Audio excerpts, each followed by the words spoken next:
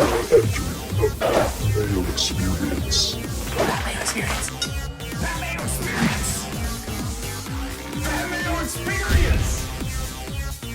Experience. Welcome to the Pat Mayo Experience. DraftKings picks for the RSM Classic. Maybe we'll touch on the Euro Championship a little bit later in the show. Maybe some bets. If you check the time codes, you can find all of that out. This is the final Pat Mayo Experience covering a golf event. I mean, we'll cover, for DraftKings at least, we'll cover the President's Cup a little bit. I have absolutely no interest in the Hero World Challenge, so I will not be covering that because that's a complete waste of time. It's like 14 people. That's not really a golf tournament. Maybe I'll make a bet on it because, you know, it's me. But I don't think I'm going to be playing the DraftKings slate for that one. That's a real tough one to squeak out. Or like the QEB shootout or whatever that one is called. I mean, we're running out of events here for the season, but I will have some fun content up in December before the start of next year's golf season in Hawaii. So maybe we'll have me and Feinberg breaking down all the majors. We always do our 10 players to watch and maybe some other fun stuff. So stay tuned to the Pat Mayo Experience if you enjoy yourself some golf. If you want to get into a draw for 20 DK bucks, easy ways to do so. 1, smash the like button for the episode.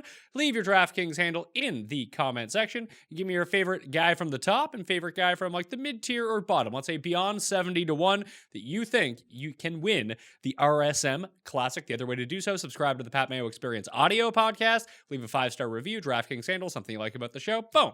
In the draw for 20 DK bucks. That easy. Ben Rasa from awesomeo.com is joining me on the line. What's going on, man? Not much. Yeah, we're this is basically it. And then we get a little off season for golf finally. It's nice. I enjoyed the off season. Like I'm thinking next year, although they probably won't allow me to do it, just taking off the Asian swing and not covering it. So I was producing content and I did play a bit, but I did kind of a forced off season for myself. I played a lot less volume and I actually really like it. It was a nice kind of break, feel pretty fresh. And I'm excited for this week because we get Shot Tracker back. But it's nice to have a little break in between what is a really long season. Well, we get Shot Tracker just a little bit because there are 2 courses in play at the RSM. It's only on one of them, so that's one way to look at it. But at least you get 3 rounds of Shot Tracker, which is always nice. Let's rewind a little bit. I had Rick on the show last week, and he said 2 things to me, and I chose to believe him on one. I had 18 players in my 20 lineup player pool. 17 of them made the cut, so it was a good week for me. Could have been an outstanding week for myself, but it just didn't break my way towards the end, especially on the Monday finish when English just couldn't come through. I didn't even wake up to watch it, just knowing English wasn't going to come through for me. But he said 2 things. 1, I wasn't going to use anyone from above $10,000, but he talked me into Big Vic. And I was like, all right, Big Vic it is. He ended up missing the cut. He tried to talk me into Brendan Todd, and I didn't listen to him. Ooh, yeah, that is not a good coin toss right there. It was a weird, I didn't, truth be told, I didn't watch a ton. I was monitoring it.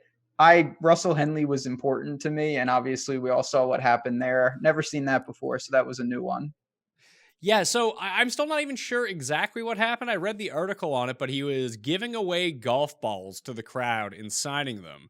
But I guess he gave away his in-play balls and kept one that wasn't in play in his bag, and then he used that for 3 consecutive holes. Because I at one point in the second round, I was like, oh, Henley's making a run here. He's like -7, -8. And then I checked in later, and I was like, oh, he's +1, and he's missed the cut. I was like, I don't remember him going on a double bogey streak. What the hell happened here? And he just got assessed penalties after the round. Yeah, that'll get you. I wasn't worried about him, of course, because like you said, he was cruising, and that's the gist I got. He was giving away balls. He discovered a different ball. He doesn't know how it got in the bag. Of course, it's Russell Henley. That just adds to the tilt. But what can you do? A really odd situation.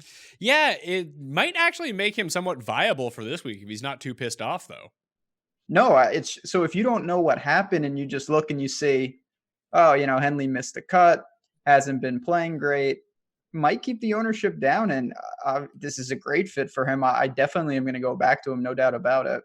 And yeah, because the Tee to Green game is starting to pop just a little bit. It's a seaside course, always a place where you want to target Russell Henley. Back on Bermuda, another spot where you want to take Russell Henley. He missed the cut at this event last year, but had 3 consecutive top 10s before that. And it's really hit him in the betting market too. He's 60 to 1 to win this event. Yeah, that's a little short. I mean, it speaks to this isn't the most high-powered field I've ever seen, next to guys like Sabatini, Harmon in the betting market. So not the worst, but with the lack of firepower up top, you can kind of justify it. Well, it's the classic, like, here's who lives in this area open, because apparently all the golfers live in Sea Island. Yeah, this is the Sea Island Mafia or whatever they call it.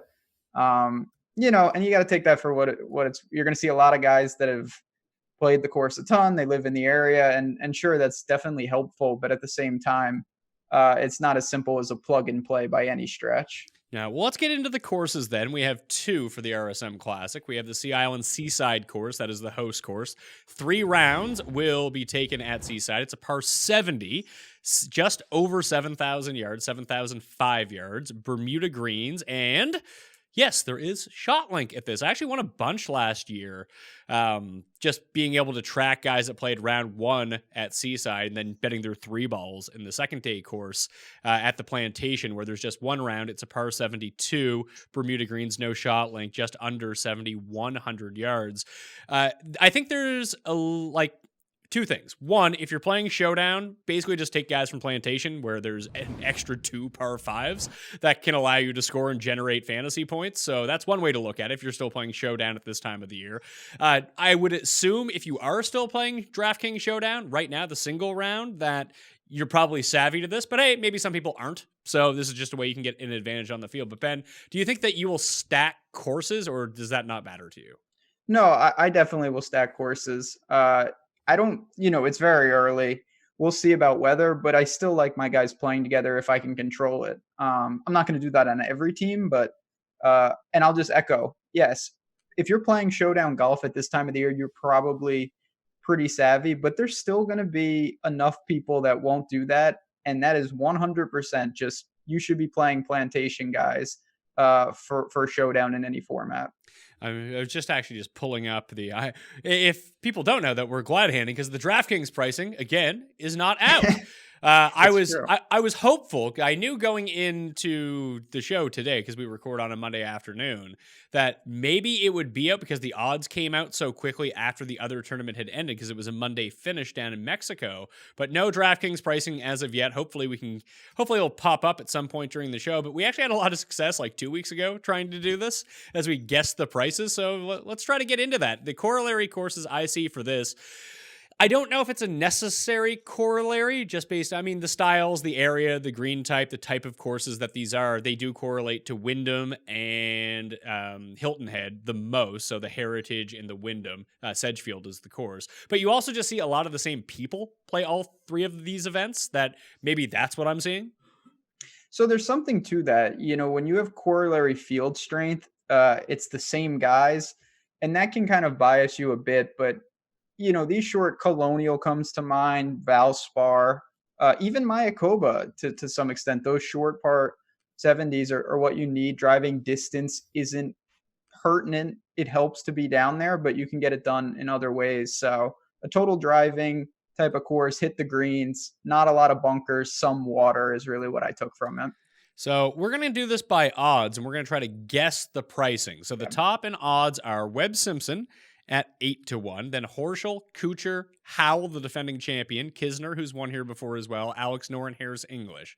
Those are all the guys from 8-1 to 28-1, so the sub 30-1 range. I'd guess 4 or 5 of these guys are above 10,000. I would guess Webb might crack 11,000, but I don't know if he gets up that high. So before the show, we were talking, we didn't have pricing, and I jotted down just some dummy pricing, and I have based on nothing. I have Webb at 11-2. I think he'll be the only guy over 11K. I'm with you. I'd say 4 or 5 guys over 10K. So of those very top end guys that we just mentioned, which one do you like? Because Horschel's coming off a pretty good week in Mexico. He's had a nice run in Europe and Asia so far. He lost in a playoff to Mackenzie Hughes, like a 6-man playoff 2 years ago at this course. I could see him being the chalkiest of this bunch. Just because, Kuchar had an amazing final round at Mayakoba, including a hole-in-one, but he's performed well at this course before, but has never really popped. Howell is the defending champion. He had a nice weekend, or at least a nice final round for him, after just kind of blowing it in the third round. I get everything got pushed back a day, so I want I to know, say it's a Saturday. mix. I want to say Saturday, but it wasn't Saturday. It was actually Sunday, but both rounds were on Sunday. So just bear with me here.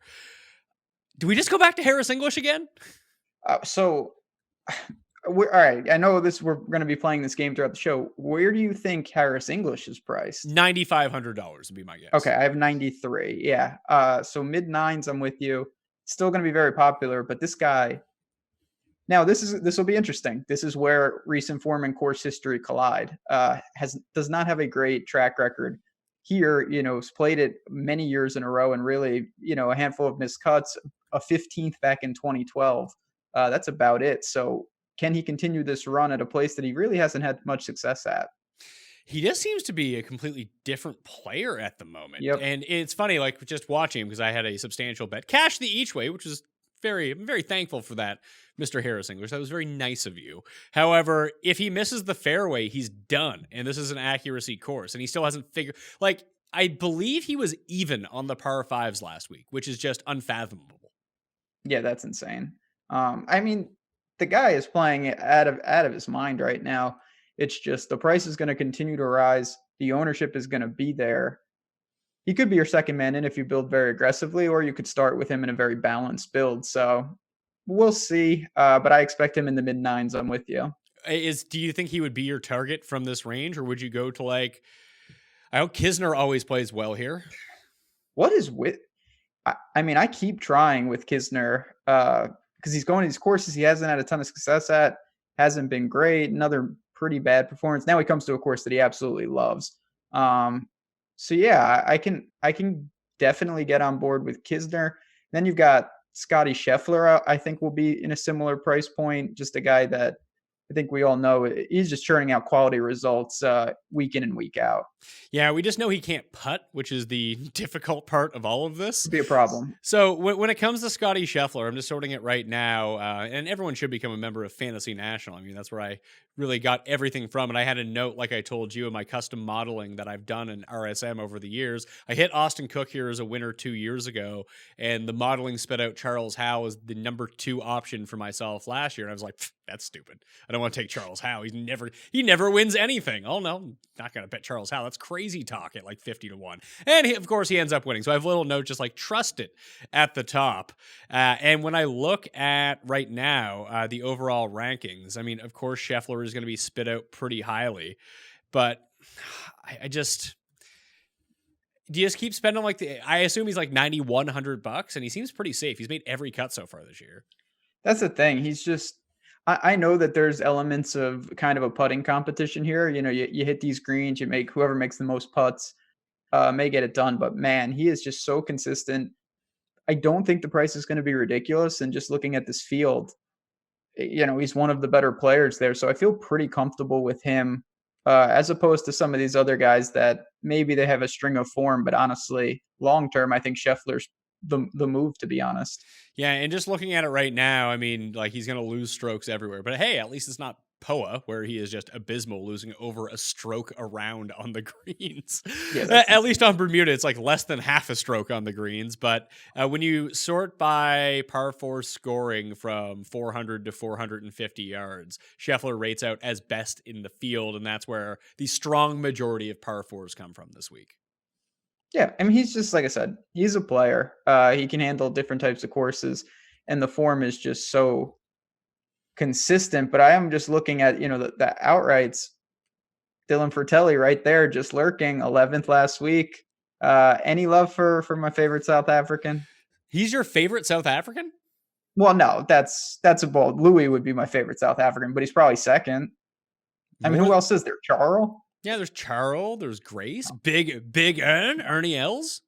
No, I put Goosen ahead of Big Ern. There's Christian Holt. He's all right. I honestly, Xander Lombard would be in my top 3 or 4 to be. I mean, I would say right now after Louis, EVR is definitely my favorite. No, I'm not an EVR guy. He's probably the second best player, but no, not him and Justin Harding. Not the biggest fan. Hey, EVR is like European Tour Luke List though. Well, that's why you like Luke List is He likes this place, man. I don't know. am off the Luke List bandwagon. Luke can win without me. I will be happy for him. I'm going to support him in his future endeavors, but he will get no more of my money for the time being. It's the end of an era. I respect that though. Yeah, I just this is really where, and I think in most weeks when you look at that lower 9K, high 8K range, you're gonna have guys like I think for Telly Knox, maybe someone like Aaron Wise up there. Those are names that I'm going to look to attack. It's just more about lineup construction. How many can you get in? Well, does that mean to fade? Like, if we look back at last year's results, generally speaking, like the very high price number, people haven't played overly well here, but last year it was all of them. They all played well. I mean, in fields like this, I think most people do tend to build a little more balance just because I don't worry nearly as much about win equity when like you have Webb and Kuchar up top as opposed to JT and Rory or something like that. So to me, I'm more incentivized to take the savings. Would you consider someone like Adam Hadwin, who's 35 to 1? I'm going to guess he comes in at like $8,700. We saw Pan at a course correlation for him get back into the mix last week after being, he needs to really prove himself to get ready for the President's Cup. You're going to play that narrative. Do you think Hadwin can fall in line with that? I mean, Hadwin, he hasn't really played much recently, hasn't done much in his couple of appearances here. I do like the course for him though, crafty guy, can get hot with the greens. So if ownership dictates that he's a little against the grain, I don't mind it, but I still would have guys, even though it's probably not the best fit. Aaron Wise is someone that, I love his game. I know it's a lot with the driver and that may not be pertinent here, but I'll probably back him coming off the miscut. Brian Gay is 40 to 1. He's had success here. He had a hole in one in the final round at Mayakoba as well to propel him up to, I believe it was a T23 finish at a course where he had previously won. This is an accuracy course. This is a putting course. That's something that you can target here a little bit. He just feels like he's going to be too expensive, though, is the issue. Correct. I get it. This is the type of course that Brian Gay can excel at, and he has success at corollary courses, and that makes sense. Just with his game, he can get hot with the putter. He is an incredible putter, but I have trouble paying what I think we're going to have to see in terms of a price tag. I'll probably let other people chase that and go elsewhere. So from the top, if we're going to like project our $8,500 and up guys, like do we have one that we really like? Because I don't feel like I do. I mean, for me, Scotty Scheffler, I feel very comfortable with, safe, reliable. And I'm going to back Dylan Fratelli. I really am. 11th last week, starting to be more consistent. He broke through with a win, but since then he's had some quality finishes. The game, I say this a lot with him, I actually like that it's a little all over the place. He's shown he can gain a ton with the irons. He's a good driver of the ball. The putting comes and goes as it normally would. But to me, that's a big range of outcomes. So with a nice price point on him, I feel pretty comfortable in tournament setting. So one of the most difficult things right now, if you're someone who is statistically inclined, is where we haven't had shot link in 2 months, that some of the stats are all out of the whack. But if you just kind of long-term adjust over the past 12 rounds of shot link data that players have actually done, I sorted by 50 rounds and it spit me out Rory Sabatini, which was not fun. But I probably have to use him anyway because long-term adjusted, that does seem like it could be something for him. Do you know who number one is over the past 12 rounds for me? Is he like a normal person? No, it's Scott Harrington. Oh, okay. Yeah, no, that's not a normal person at all. Yeah, that can't be good. I'm not gonna even pretend I projected his price, but I doubt it's up there. It's probably like $6,800 if I had to guess. It's got to be cheap, right? So the top 10 overall over the past 12 rounds, dating back to whatever the last time they played Shotlink courses were: Harrington, Tringali, Boo Weekly, Harris English, Lanto, Hubba Hubbard, Zhingzhou Zhang, Matt Jones, Adam Long, and Zach Johnson. I think someone like Zach Johnson, Ryan Armour, that type of player, I think can kind of pop here. Zach Johnson has turned the corner a little bit. He was T23 last week, had a really nice first round, and then just almost in Danny Lee-esque fashion, just did nothing the rest of the time. But it seems like his game is sort of rounding into form a little bit. Yeah, so ZJ, I was pretty disappointed at a couple spots, whether it be Houston or wherever he played. It was not good, but last week did go a little to restoring that. Comes to a perfect course, 2 straight top 10s here. He can get the wedges, the short irons in his hand, can make timely putts. And I don't think that people will, this is a spot. It's not going to dictate a ton of ownership just based on the recent form. And like you said, we're flying blind with most of these guys via shot tracker and strokes gain data in recent weeks. So I'm going to try to hopefully buy low on what could be an undervalued ZJ. So, and then I guess the decision becomes almost along with Harris English. Do you just ride the form of Brendan Todd, who gets another course that fits him really well? I mean, what's his price? Guess Brendan Todd's price. 8,700. That seems low, right? It does, but then it's like I say it seems low, but if he's 8,700, I don't feel like super inclined to play him. But God, it's so tricky because last week he was minuscule owned. Nobody was on him, and I get it, but this is another great course for the way. And I mean, I think it's an understatement that he's playing well. So, man, it's a weird situation. Brendan Todd 3-peat. You ever think you'd utter that on a show? No. So maybe he doesn't win this week, but at whatever his price comes in at, I think it'll be low enough that he doesn't even have to win. No, I mean, definitely he's going to have some room to get there. It's just a matter of what does the recent form do to that price? I still feel pretty comfortable saying that it's not going to be egregious by any stretch.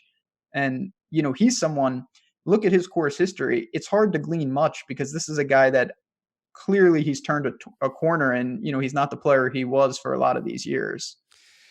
So overall, if you had to name some guys that you think are going to come in at values, who do you think they would be? Because I started looking at JT Poston.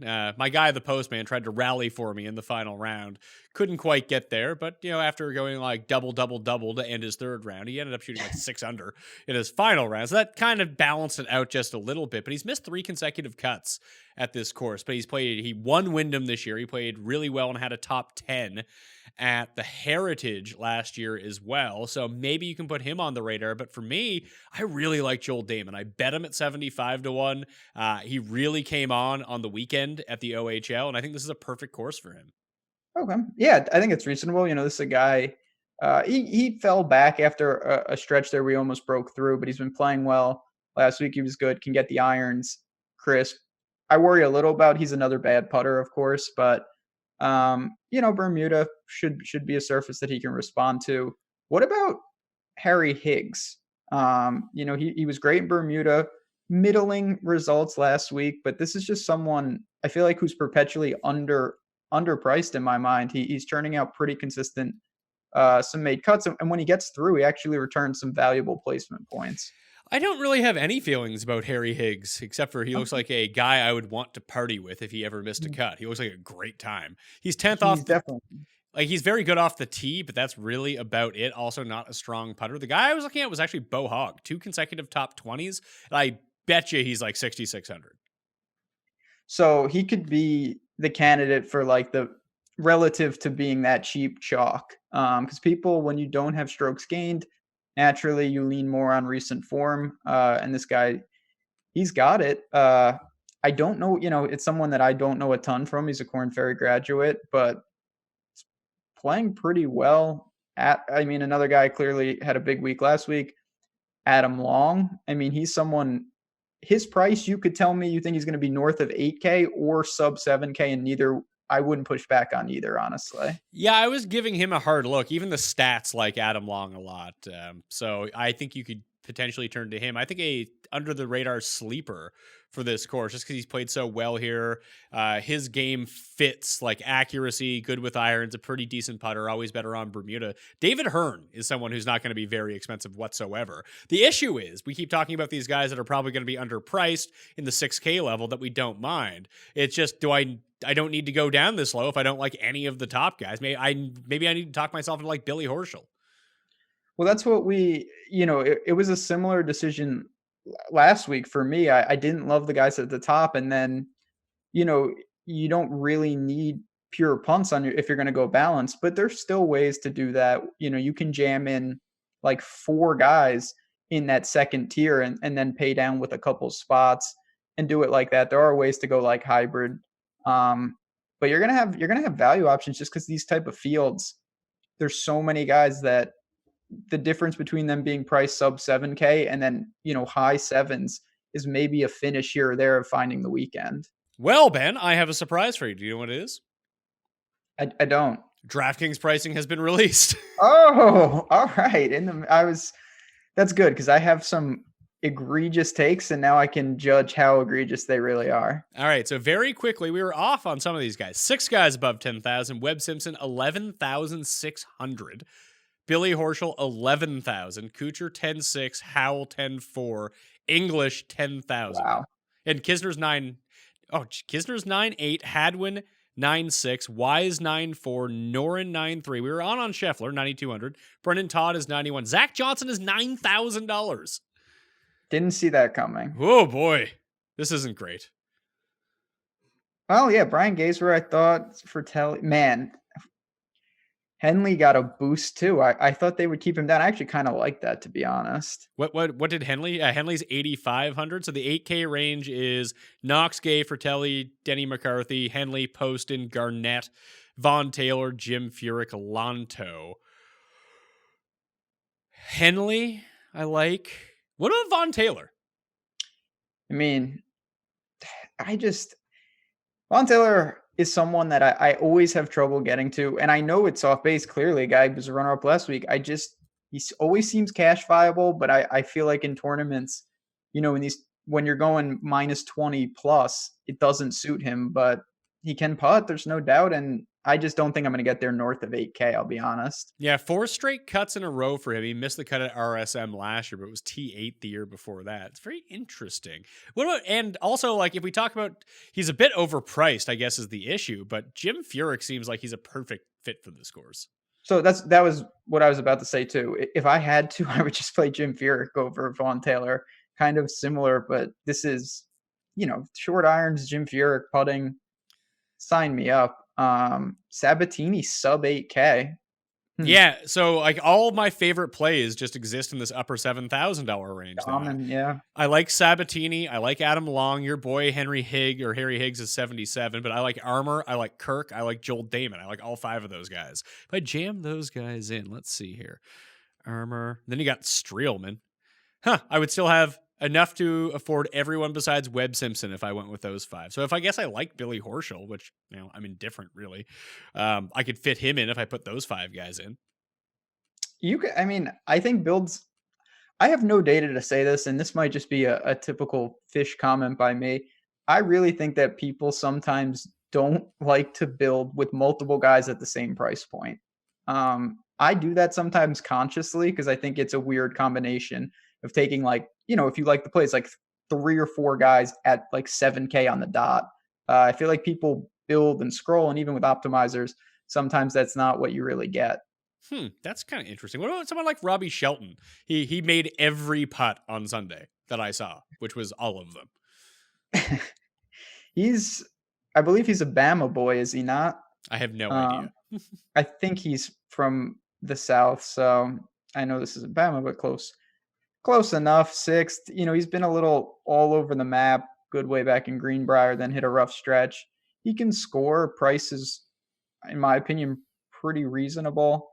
I thought you were going to say, and I don't know, but Chesson Hadley? No. Pass. No. Pass. Hard pass. Okay. He has bad hit. Yeah, the course history is not good. He's not really playing well. But man, I always stop when I see his name. Well, you have Stewart down here at 74, Zhang at 7.3, Woo Kim, who I'm definitely betting. I bet him at 90-1 already. People always ask me, like, why do you keep going back to Siwoo Kim but not Luke List? Siwoo Kim had 4 top 5 finishes last year. He's paying his each way, and he's coming in at deep odds. Like, if you told me he won this event by 78 strokes, I wouldn't be super stunned. Yeah, he actually went. Now, I played him last week, and it did not work, but that's a guy that, even though lately I will say that Siwoo seems to have lost some of his craziness into making just like cuts and then doing nothing. So we'll see if that comes back. So just going down, Bo Hogg, like you mentioned, could be the chalky guy. He's $6,700. Harrington is $6,700. I got a guy right there. At 67? 68. You're not going to be happy with this. But Maverick last week, driving accuracy was way up. starting to make a couple cuts. What do you think? I know you're not a fan of this. I guess I could get behind it. Like if we're down here, I want to see what Hearn is. That's my big question.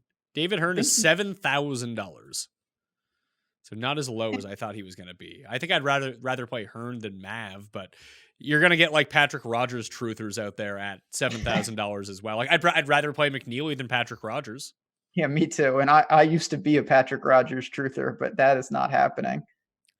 This field is horrible. It's really bad. I'm about to comment on Henrik Norlander. That's where I'm at in my life. Do you know who loves Henrik Norlander? Stats for some reason.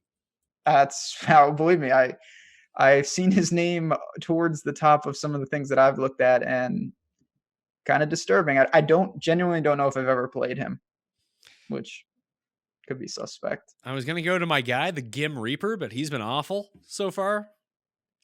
But besides last year when Howell won, like being a seasoned veteran, you either see like veterans win or this is like a first win for like up and comers. Like even this was Kisner's first win. The 2 years previous, Austin Cook in his first start ended up winning. Mackenzie Hughes in his first start ended up winning. That was both graduating from the Corn Ferry Tour. So I might be time to give some look to some of these recent Corn Ferry grads, if nothing else, or just go to the top and take like old, consistent Matt Kuchar type of guys. Harry Higgs, put it on the board. You love Harry Higgs, huh? It does seem like a nice breakout spot for Damon, though. Like he's been so close over the past few years that this could just be a breakout for him. No, I definitely see that line. I know it's a guy that I usually don't play him. B, he's a Texas guy.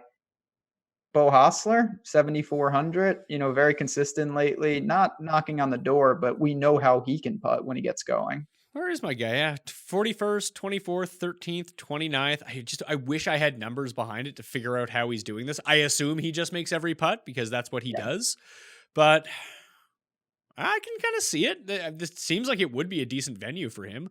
I missed the cut at the Wyndham and missed the cut at the Heritage. That's not inspiring. Missed the cut at Valspar and missed the cut at... That could be an issue. Has he ever played this one before, RSM? He came 70th 2 years ago. Not great. Not great. Yeah. All right. I have one really egregious name. Should I save that, or are we just free falling here? We're free flowing here now that the pricing is out. Okay.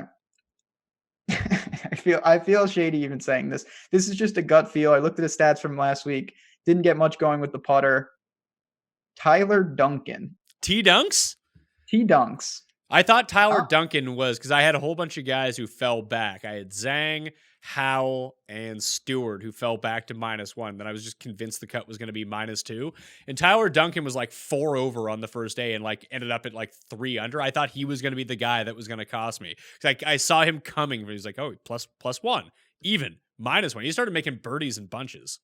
He can, so I'm not sure, he's going to be very low owned. I will say that Tyler Duncan is a guy on Showdown that I really see merit to. He can go low. He can get hot with the putter, and we've seen that before. So it's someone that I have an eye on, and I do think this is a pretty good course for him, even though, the results have been middling at best.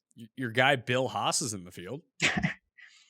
I mean, it's times are tough. Times are tough for JJ Spawn, too, who, in theory, this would be a great course for, but I am not even going to begin to chase that form. Would you chase Austin Cook, a first in 11th? He did miss the cut last week, but he actually had a nice performance in Houston before that. Austin Cook's a guy that I've struggled with so far. Recently, the game is a little all over the map. We know, I mean, he's won here before, but I'm not sure how much I get to be honest. I think for me, he's getting a bump because he's won here in terms of his price and probably his ownership. Oh man, I'm just looking at the betting odds right now. Can I bet Rory Sabatini at 60-1? Ah, man. I mean, for me, I'd rather bet Bo Hostler. I would not. I'd rather bet Sabatini. Okay. I mean, I'd rather bet Dahmen than both of them. I know you'd agree with that. Yeah, I've already bet Damon. I've already bet Siwoo. But I'm going to bet Henley. I'm not betting Higgs. 75-1. Yeah, I'd rather bet guy that we haven't even mentioned. I have no idea what his price is. I'm definitely going to use him this week. Chris Kirk is $7,600. I'm going to bet and use Chris Kirk.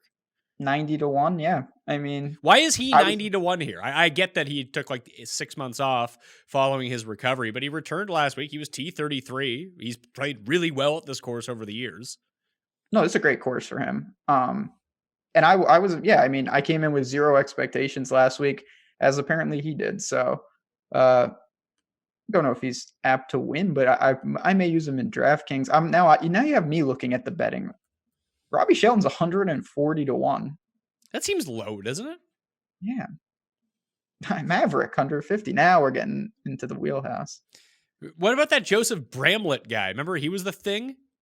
Yeah, for about 5 minutes. Did he? I had him in that week. Where's your guy, James Naismith? I just saw him somewhere. It's actually James Neesmith, as I found out. That makes it a lot less interesting. It turns out he is not the inventor of basketball. Yeah, that's all he had going for him. He's 250-1. What should we get? Do we give Zhingzhou Zhang another chance? I mean, he's starting to kind of regress a bit, but he is finding the week in and week out. But I'm probably going to pass, to be honest. The price has adjusted for the most part, and I really just have other priorities when I look at where he's at.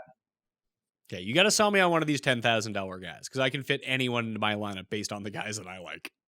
For me, I know it's fairly obvious, and I agree he'll be the most popular, but Billy Ho checks most of the boxes. He's playing well. This is a good course for him in the South, Bermuda. I'm going to go there when I go up top. I don't like CH3.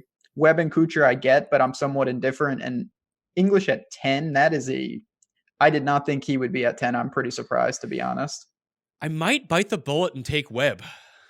Yeah, I mean, Webb is what we just haven't seen him much. Yeah, I know he played the Shriners. That was the last time we saw him. He was T7. Before that, he was T20, T24, T18, second. And we always say, play Webb Simpson on Bermuda, and now we get him on Bermuda on a shorter course. Like, this is set up perfectly for him. Oh, there's no doubt about any of that. He's played once in the last 11 weeks. But now that gets me like my mind moving in circles a little bit. That might just where he's so egregiously priced, like, I mean, not egregiously priced, he's just so expensive, over $11,000. He hasn't played, and people are going to want to jam in Todd and Scheffler and Hadwin and those types of guys, or Fratelli, like you mentioned. Maybe he just comes in with no ownership because we haven't seen that would change things. Yeah, if maybe you're right. Maybe you do get a discount of people wanting to double up. You know, I want to start Billy Ho or an English or like what you just mentioned, some of those guys, and there'll be no room for Webb. Then I may gravitate a little towards him because, you know, pricing to me is not going to be an issue. There's plenty of value out there in a tournament like this, so you will have options up top. All right, before we stop talking about the RSM and before I start like making bets I can't take back, which yeah, is not going to be great.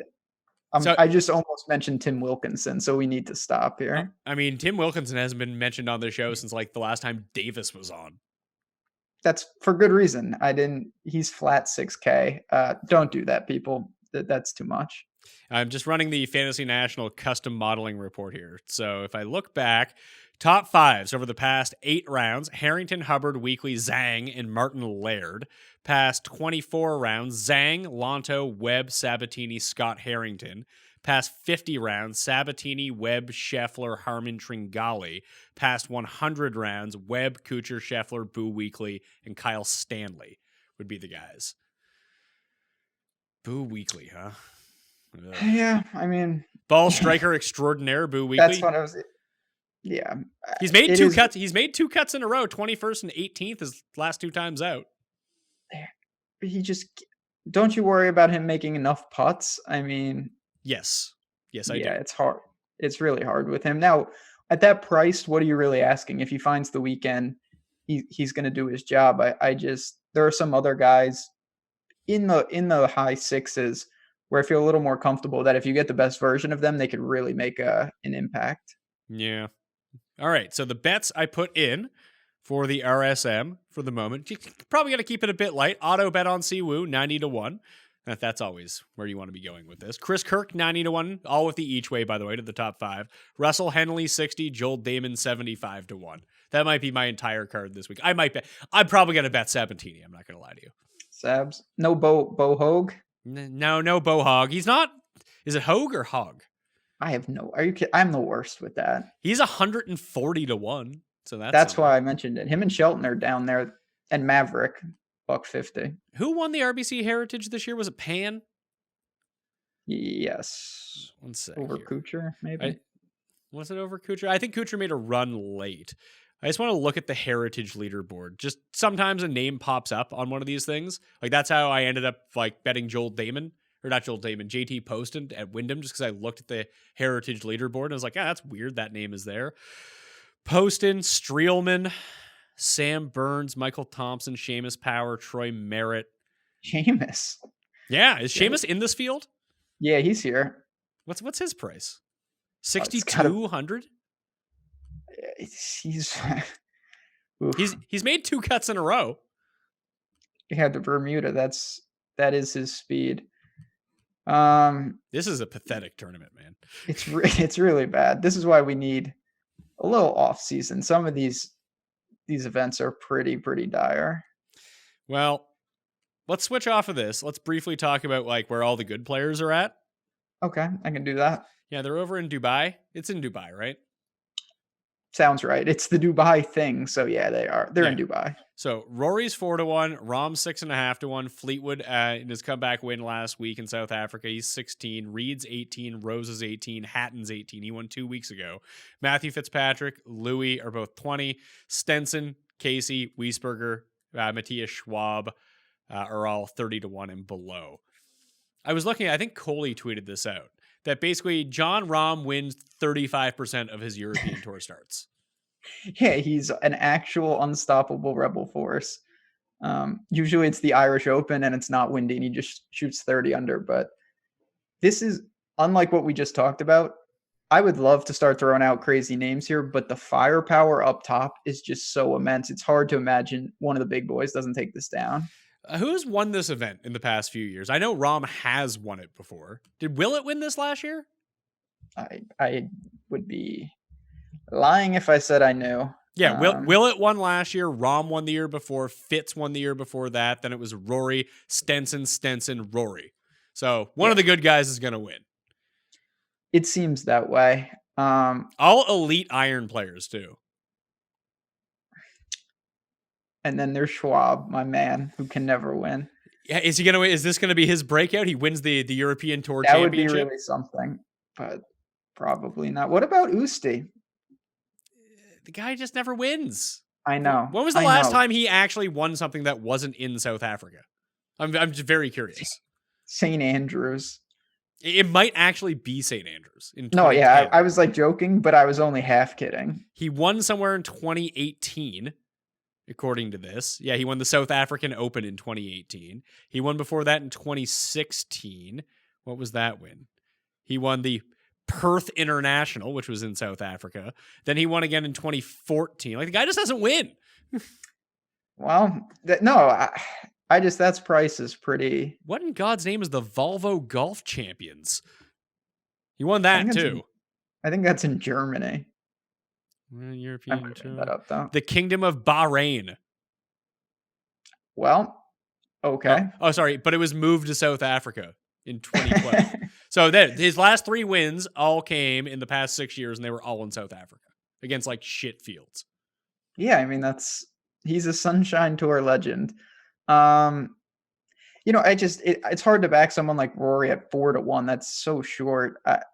I would probably open it up to the back end of what I consider still an elite range. When you look at Usti, Wiesberger, 28-1, that's pretty nice. What are Casey's odds? 28-1. I think that's in play. Like, he hasn't played this event in like 6 years, but he's playing really well coming in. He won in Holland like 2 months ago. Yeah, Casey, I mean, as you mentioned, irons, pedigree. He's winning more, of course, in recent time, so you could do worse than that. I just after that I would love to throw out like I mean, I guess so. After Schwab, if you had to give one person at a longer price, do you see anyone worth taking maybe even a stab at? What's his price? Sergio at 50 to 1. He's never finished worse than, I think, T21 at this tournament in 9 starts. Yeah, I was going to say maybe RCB at the same price. They come in with such bad form. I know. It's them. Peters is there, but you never know what you're getting with him. Leans on the driver. Can score like a banshee, but, you know. I mean, we haven't seen Haotong win in a while. Could this be a Haotong week? Never really played well here. Yeah, it's such a tough field. And then after that, there's nobody. Hey, Andy Sullivan back from falling in the shower. Oh yeah, he cut his hand. Like I wake up and I have a pretty good team with just Andy Sullivan on it. That's not how you get it done. Well, I tried playing Euro a few weeks ago, and I used Matthew Southgate, and he just didn't show up to the tournament for some reason. That's Euro is. I know it's tilting over here, but Euro is the Wild West. You have no idea what's going on. Guys they withdraw, they don't show up. It is straight lawless over there. Can we get on our guy, Kurtiyama? I wish he was a little more. 45 to 1. He is awesome and he's playing fantastic. Him and the Juice Man, I looked at, ultimately probably not going to make any sort of wager for me. I think I would just bet Rom if I was going to play this. I mean, betting Rom is a pretty good strategy no matter what you're talking about, because that guy is a monster. Like, even you if think it was he wins a major this year? No, I don't. Because that's the answer to every one of these questions. If I think that you're going to win a major, you're not going to win a major. Okay. It's just, I mean there's only 4. Brooks will probably win 2. And now, yeah, that's a fair point. No, I mean, I'm with you on that. This is a long-winded. I do think people underestimate that there's only 4. Because if you ask people, like, how many majors is this guy going to end with? Oh, well, he's going to get at least 3 or 4 more. You say that about 30 guys. It's the next, it's ridiculous how fast it adds up. All right. Give me a core 3 for the RSM before we leave. A core 3? Yeah. I'm Scheffler. Fratelli. And Higgs. I'm going to say Webb.